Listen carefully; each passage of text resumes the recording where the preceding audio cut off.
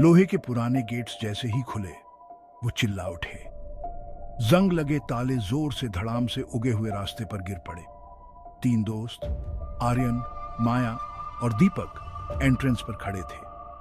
वो टूटे हुए हवेली को देखकर दंग रह गए। उसका सिलहूट शाम के आसमान में बिल्कुल साफ दिख रहा था। ये बहुत ही डरावना है, तुम्हारे लिए भी आर्यन। रिलैक्स करो, ये तो बस एक पुराना घर है। वो मैदान में घुसे।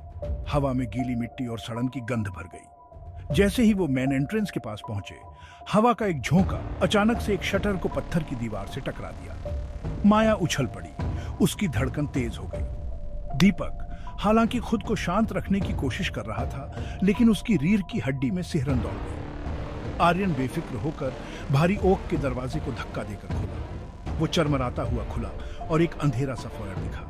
अंदर की हवा बांसी और भारी थी, सदियों की खामोशी से भरी हुई। जैसे ही वो अंदर घुसे, दरवाजा एक तेज आवाज के साथ बंद हो गया। देखा, मैंने कहा था ना, मजा आएगा।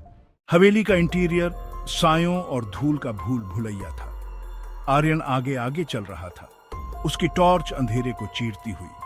वो एक समय में भव्य रहे हॉल से गुजरे। वो एक कमरे में दाखिल हुए जो कभी लाइब्रेरी हुआ करता था। एक भारी महोगनी डेस्क कमरे के बीचों बीच रखा हुआ था। इस घर में यादें हैं, लेकिन खबरदार, कुछ यादें दफन ही रहनी चाहिए। डेस्क पर रखी एक किताब ऐसे खुल गई जैसे किसी अदृश्य हाथ ने उसके पन्ने पलटे हों। वो आर्यन की टिमटिमाती हुई टॉर्च की रोशनी में एक साथ सिमट गए। उनकी सांसें ठंडी हवा में धुंधली हो रही थीं। दीपक ने डायरी में से जोर से पढ़ना शुरू किया।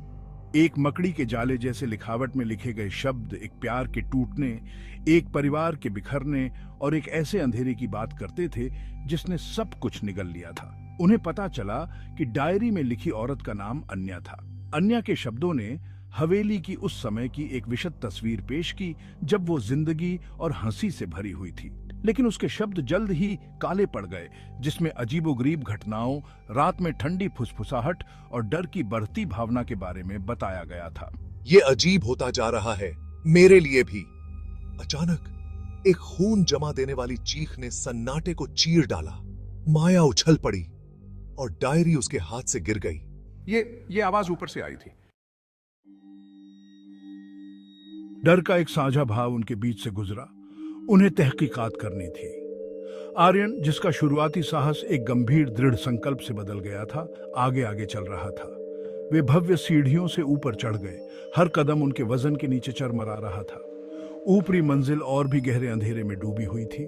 सन्नाटा बस उनकी अपनी सांसों की आवाज से टूट रहा था। वे दालान के अंत में एक कमरे में पहुंचे जिसका दरवाजा थोड़ा सा खुला हुआ था। अंदर से एक पीली ईथर लाइट निकल रही थी जो दालान की दीवारों पर लंबी नाचती हुई परछाई डाल रही थी। दीपक ने दरवाजा धक्का देकर खोला और वे अंदर चले गए। वो कमरा बच्चों का कमरा था। एक रॉकिंग हॉर्स कमरे के बीच में रुका हुआ था, मानो वो सरपट दौड़ रहा हो। खिड़की के पास एक पालना रखा हुआ था जिसमें फीके हाथ से सिले हुए कंबल थे, और पालने के ऊपर तैरती हुई एक अलौकिक रोशनी में नहाई हुई एक औरत की भूतिया आकृति थी। वह अपनी बाहों में एक बच्चे को पकड़े हुए थी। उसकी उदास आंखें उन पर टिकी हुई थीं। उसने मुझे उससे छीन लिया, उसने मेरा बच्चा छीन लिया। उसकी आवाज में एक अकथनीय उदासी थी।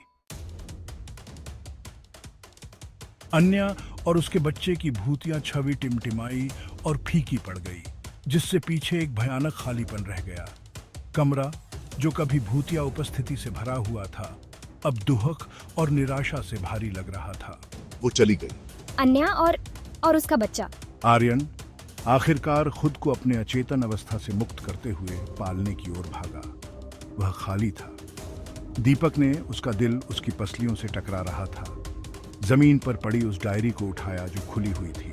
अन्या की आखिरी एंट्री में उसके पति के बरहते पागलपन के बारे में बताया गया था। उसका मानना था कि उनके बच्चे की वजह से ही उनका सारा दुर्भाग्य हुआ था। अचानक ठंडी हवा का एक झोंका नर्सरी के दरवाजे से टकराया और उन्हें अंधेरे में धकेल दिया। नीचे से कांच के टूटने की आवाज गूंज उठी। डर ने उन्हें जकड़ लिया। वे दरवाजे के हैंडल को टटोलने लगे, लेकिन वह हिला नहीं। हम फंस गए हैं। आर्यन ने उसका डर गुस्से में बदल गया और उसने अपना कंधा दरवाजे पर दे मारा। वे भारी कदमों को पास आते हुए सुन सकते थे, धीमे और जानबूझकर। भारी कदमों की आवाज तेज होती गई और पास आती गई। डर उनमें समा गया। दीपक ने पागलों की तरह दूसरा रास्ता खोजा। उसकी उंगलियां एक ढीली फर्श की पट्टी से टकराईं। उसने उसे खोला तो नीचे जाने वाला एक अंधेरा संकरा रास्ता दिखाई दिया। इधर। उन्होंने एक पल भी नहीं घमवाया। एक एक करके वे उस छेद से होकर गुजरे और फर्श की पट्टी को वापस अपनी जगह पर खींच लिया। ठीक उसी समय नर्सरी का दरवाजा खुल गया। ऊपर वाले कमरे से एक भयानक आवाज गूंजी, जिससे उनकी रीढ़ की हड्डी में सिहरन दौड़ गई। रास्ता तंग और धूल भरा था। हवा में गीली मिट्टी की गंध भरी हुई थी। वे अपने हाथों और घुटनों के बल रेंगते रहे। अंधेरा उन पर हावी होता जा रहा था। हम कहाँ जा रहे हैं? मुझे नहीं पता, लेकिन यह उस चीज से तो बेहतर ही होगा जो भी ऊपर है। रास्ता एक विशाल गुफानुमा जगह में खुला। एक टिमटिमाता हुआ बल्ब नम पत्थर की दीवारों पर लंबी भयानक परछाई डाल रहा था। वे हवेली के तहखाने में थे, एक ऐसी जगह जिसे समय भूल गया था और जहां सूरज की रोशनी कभी नहीं पहुंचती थी। तहखाने के बीच में एक बड़ा लकड़ी का मेज था, जिसकी सतह पर निशान और दाग थे। इसके ऊपर छत से जंग लगी जंजीरें लटकी हुई थीं, जो एक अंधेरे और भयानक अतीत का प्रमाण थीं। और मेज के चारों ओर फर्श पर ऐसी चीजें बिखरी पड़ी थीं जिनसे उनका खून जम गया। बच्चों के खिलौने, खाली आंखों वाली एक गुड़िया, टूटे हुए अयाल वाला एक रॉकिंग हॉर्स। हे भगवान! आर्यन एक भयानक जिज्ञासा से आकर्षित होकर गुड़िया को उठा लेता है। जैसे ही उसने उसे अपने हाथों में घुमाया, उसने देखा कि उसकी पीठ पर कुछ लिखा हुआ था। अक्षर अन्या। अचानक ऊपर लगा टिमटिमाता हुआ बल्ब चिंगारियों की बौछार के साथ फट गया और वे पूरी तरह से अंधेरे में डूब गए। डर ने उन्हें जकड़ लिया। अंधेरा घना और दम घोंटने वाला था। माया उस हाथ से संघर्ष कर रही थी जिसने उसका मुंह बंद कर रखा था। उसका दिल उसकी पसलियों से टकरा रहा था। आर्यन, उसकी इंद्रियां पूरी तरह से सतर्क थीं। उसने आंख मूंद कर हाथ बढ़ाया। उसकी उंगलियां ठंडी चिपचिपी त्वचा से टकराईं। फिर सन्नाटा, भारी दमनकारी सन्नाटा। आर्यन ने अपनी टॉर्च के लिए टटोला। उसकी उंगलियां कांप रही थीं। आखिरकार उसे वह मिल ही गई। उसकी रोशनी अंधेरे को चीरती हुई उम्मीद की किरण की तरह थी। उसने उसे तहखाने के चारों ओर घुमाया। जो उसने देखा, उससे उसका खून जम गया। अपने पर में दिखा देगी। माया और आर्यन एक साथ दुबके हुए थे। उनकी आंखें दहशत से फैली हुई थी। लेकिन यह अंधेरा या गूंजती चीख नहीं थी जिसने उन्हें डरा दिया था। यह आर्यन था। वह उनसे अलग खड़ा था। उसकी आंखें एक भयानक, अप्राकृतिक रोशनी से चमक रही थीं। आर्यन? अन्या का बदला लिया जाएगा। माया और आर्यन डर के मारे देखते रहे, क्योंकि उनके दोस्त, उनके आर्यन को उस अंधेरे ने निगल लिया था जिसने हवेली और उसके निवासियों को अपना शिकार बना लिया था।